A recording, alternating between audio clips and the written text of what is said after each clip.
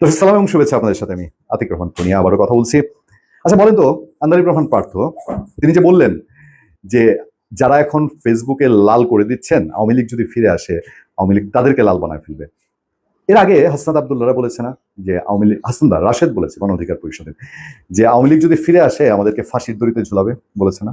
হাসনাতরা বলেছে আওয়ামী লীগ যদি আসে, ফেসিবাদ যদি আবার ফিরে আসে, তাহলে এখন আওয়ামী লীগেরা জেলে আছে, তখন আমরা থাকবো জেলে, তারা থাকবে তখন সামনে, বলেছে না? এবং সর্বত্রই দেখবেন যে ফেসিবাদ ফিরে আসতে পারে, ফেসিবাদ ফিরে আসতে পারে, এ নিয়ে আমি অনেকবার বলেছি। তারা এটা একটা অজানা আতঙ্কের মধ্যে ভোগেন। আবার এটাও বলে পাশাপাশি, দেখবেন জামাত আজকে বলেছে যে বাংলাদেশে আর আওয়ামী লীগ নামে আর কোনো সংগঠন কাজ করবে না, আওয়ামী লীগ আর থাকবে না, বলেছে না? রেজা কিবরিয়া, টিআইবি, তিনি বলেছেন যে আওয়ামী লীগ নামটা থাকবে না, এটা ভ্যানিশ হয়ে যাবে। আমি শুনি আর হাসি। হাসি কেন জানেন?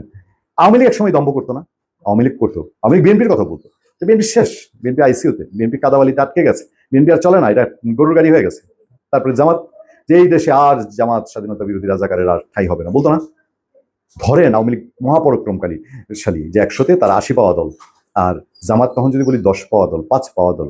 তো এখন কি পরিণতি? টিকে নেই তো, সেই দম্ভ টিকে নেই।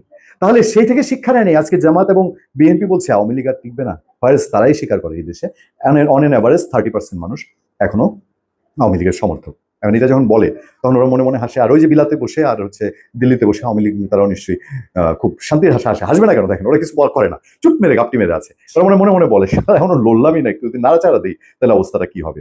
দেখেন এইসব কথাবার্তা কেন জানেন?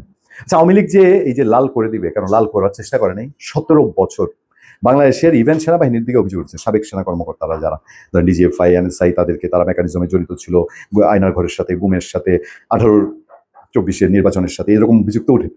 সেই প্রেক্ষাপটে তাদেরকে সহ বাংলাদেশের যত মেকানিজম, রাষ্ট্রযন্ত্রের যত মেকানিজম আছে, সচিবালয় টচিবালয়, পুলিশ সহ সব কিছু দিয়ে তারা প্রচন্ড রকম চেষ্টা করেছে। এবং কি করেছে? জামাত এবং বিএনপি নেতাদের ঘরে থাকতে দেয়নি, ঘুমাইতেই দেয়নি। জামাত এবং বিএনপির নেতা কোনো একটা কারণে একটা স্টেবল অবস্থায় তার এলাকায় যাইতে হইলে ওসি সাহেবরে 10 থেকে 50,000, 1 লাখ টাকা তার নেতার ক্যাটাগরি অনুযায়ী ওসি সাহেবকে দিয়ে, যে ভাই 2 দিনের জন্য আসতেছি, কিছু কইরেন না, ওইটা দিয়ে তারপরে যাইতে হয়েছে। এই দিন গেছে না? এই দিন তো আমরা দেখেছি যে আওয়ামী লীগ জামাত এবং বিএনপির মধ্যে উপরে এই কাজগুলো করেছে এবং তাদেরকে লাল বানিয়ে দিয়ে ফেলেছে। ধরতে পারলে রিমান্ড, হ্যান ত্যান হাবিজাবি যা যা করা লাগে একটা মানুষের জীবন অতিষ্ঠ করার জন্য করেছে। ফল কি পেয়েছে? আওয়ামী লীগ তার কর্মের ফল পাচ্ছে। এবার 10 মাসে আওয়ামী লীগ যা করেছে, আপনারা আবার 8 ঘাট বেঁধে আওয়ামী লীগ যদি লাল বানায় থাকে, আপনারা এটার কেসতে কেসতে আওয়ামী লীগের এবার নীল বানিয়ে ফেলেছেন। নীল কোনটা বোঝেন তো?